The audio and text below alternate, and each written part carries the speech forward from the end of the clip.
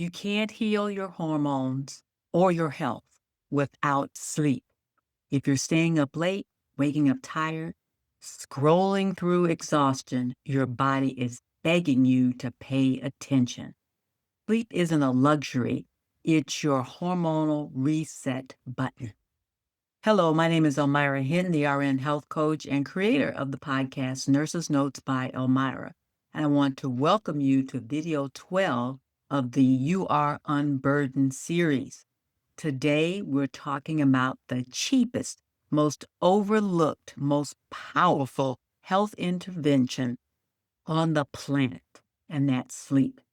If you want to balance your hormones, have a strong, healthy metabolism, fewer cravings, and less brain fog, you've got to treat sleep like the priority that it truly is.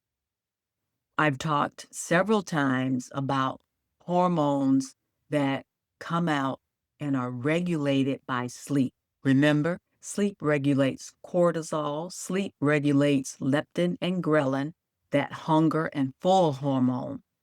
It regulates insulin or your blood sugar. It regulates growth hormone. Fat burning and recovery actually happens when you're sleeping. Sleep actually regulates estrogen and progesterone, those mood hormones, those cycle hormones, and metabolism. When sleep is poor or inconsistent, every hormone gets out of rhythm, and so do you.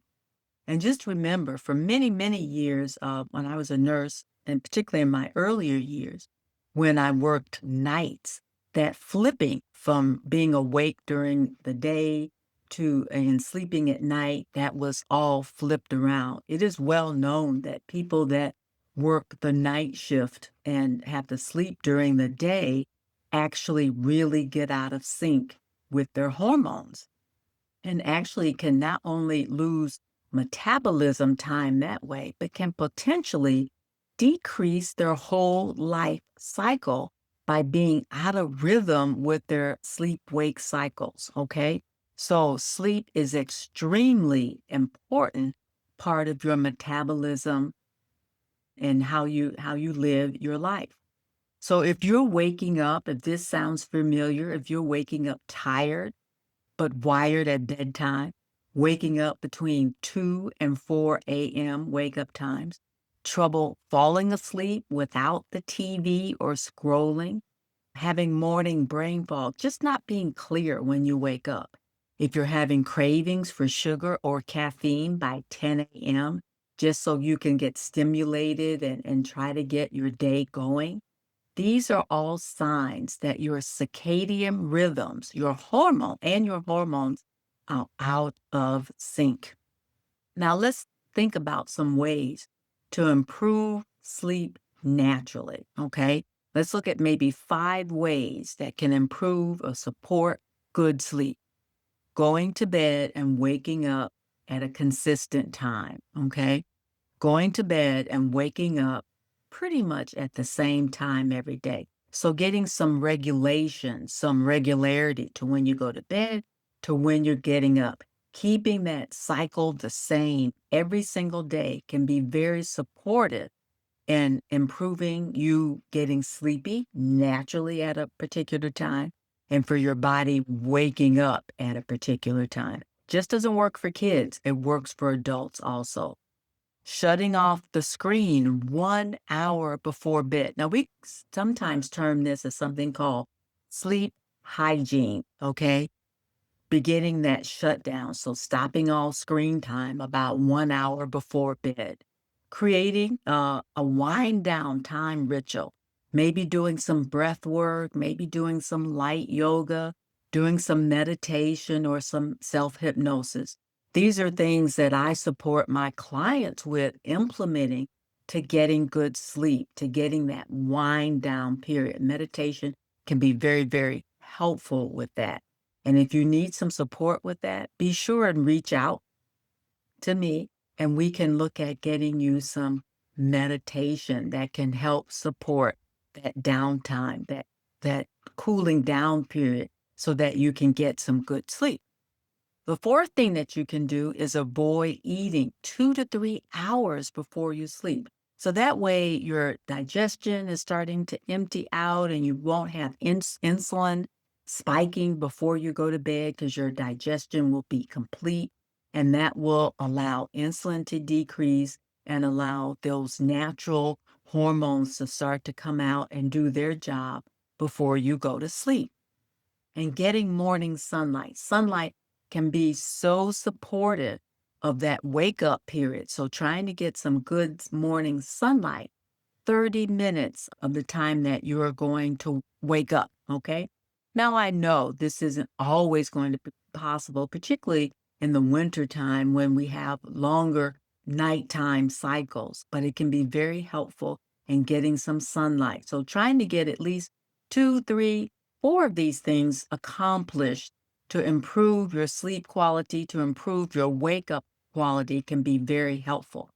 The other thing that you could also look at is being sure that you are well hydrated.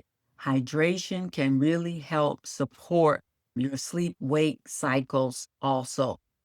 So making sure that you're getting plenty of water when you're awake and starting off your day with maybe some lemon water, not necessarily cold, but maybe room temperature so that you can take that in to start to clear your digestive system before you have a meal. And that will also stimulate you to wake up and help relieve that brain fog. So an additional way that you can help your improve your sleep wake quality is being sure that you're well hydrated, okay?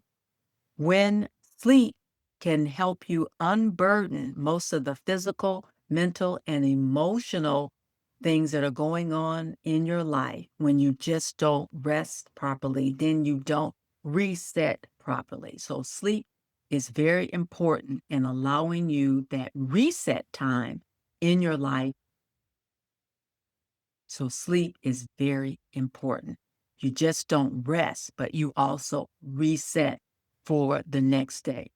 So if you found this series or even this particular episode 12 very helpful, please like and share it because someone else might find it helpful. Don't forget to comment because I like to know what you got out of this, what you got out of it. If you thought, oh, what any aha moment saying something like, oh, I didn't know that was important, or I tried this and you saw some improvement with that would be very helpful. You can find me here on YouTube. If you're seeing it here, you can find me on Facebook. You might be looking at that there, or iHeartRadio, Spotify. My podcast is there, as well as Apple. You can find the podcast also on your favorite podcast player there. So have a listen, comment, let me know if it's supporting you. And also, if you feel like you want to go a step further, go to my website, www.thernhealthcoach.com. Click on book now and get, just a short 15-minute time with me where we can talk about how moving forward, getting good sleep, getting good rest, feeling better, getting to where you want to be with your health can look like for you. All right. So just that little quick 15-minute meeting, we can talk about things that can support you and see perhaps if we're a good fit for each other so that you can move forward. Okay. So your reflection prompt for today, what belief or habit do you have to release? What do you need to give up to get good sleep, okay, to prioritize deep restorative sleep? What habit do you need to give up? Is it the scrolling? Is it the TV? Is it looking at your eating habit so that you've got at least 2 hours of no food before you eat? Which habit do you need to release to prioritize deep restorative sleep? Put that in the comment section. I'll be excited to see that. And be sure that you download the companion guide to track and apply these 12 things, these 12 videos that I've gone over here in the past couple of weeks, okay? Now, the next video, video 13, we're going to talk about estrogen and how it influences fat storage, your mood, and your relationship with your body, all right? Be sure like and subscribe so you get the notifications. Tell me how you're shifting your life and your rhythms so that you can live your most vibrant life and get the best quality sleep, okay? I will see you on video 13, and I hope to see you very soon on a discovery call so that we can get things working for you the best that we possibly can. All right, I'll talk to you soon. Bye bye.